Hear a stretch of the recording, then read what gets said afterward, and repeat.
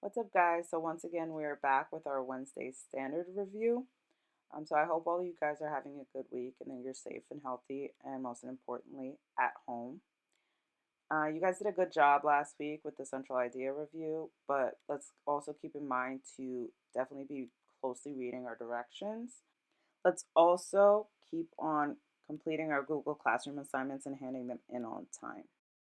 Anyway, today is April 1st, which means it's April Fool's Day, and I want to know what is the best prank that you've pulled on someone that is safe and appropriate for school.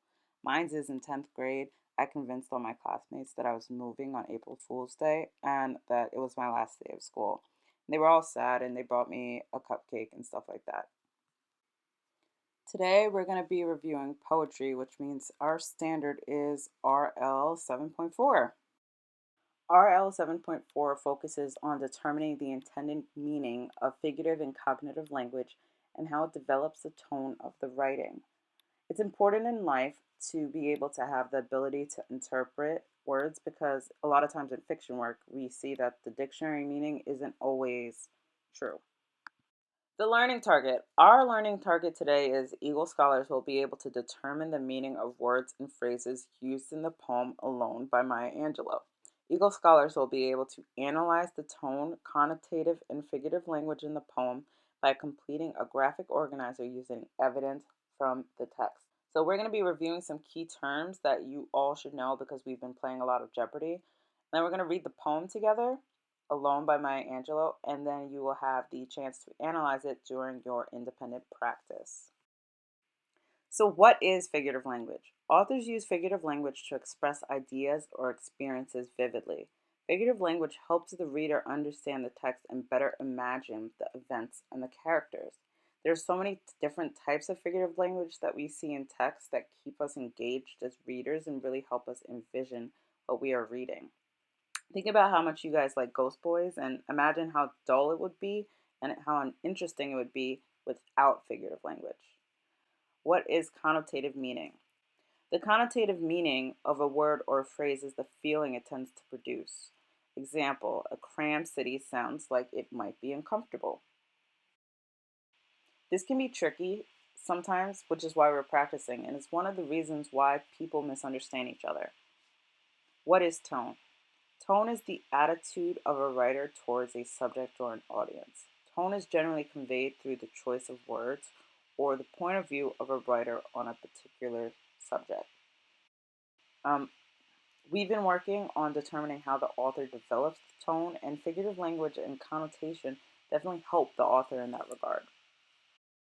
These are some examples of figurative language. And when we're doing a close reading of a text, we should really be keeping these key terms and definition in mind because they're going to help us when we have to analyze the text later.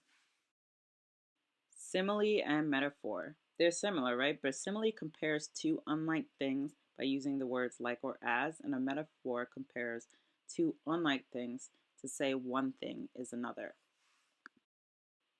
Personification, giving non human things human characteristics. We see that all the time. Alliteration, a series of words beginning with the same consonant sound, like Peter Piper picked a whatever it is. Imagery, it makes use of particular words that create visual representations of ideas in our minds. So it makes us be able to imagine the place and time that the story is being taken place in. And lastly, repetition, a word or a group of words that is repeated for emphasis. We repeat ourselves all the time. It's the best way to emphasize and get you guys to remember. All right, so more on connotation and tone. So, has someone ever said something to you that rubbed you the wrong way? Words matter, and the words we choose in our everyday speech and writing is a reflection of our thoughts. Your tone can imply if you mean for the words to be a positive or a negative feeling. So, we all know what it means to be sarcastic.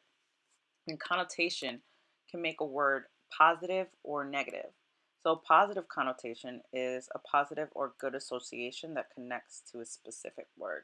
The connotation makes the word seem pleasant or affirmative in the context it's used. And then a negative connotation is a bad feeling or emotion that people get when hearing a specific word or phrase.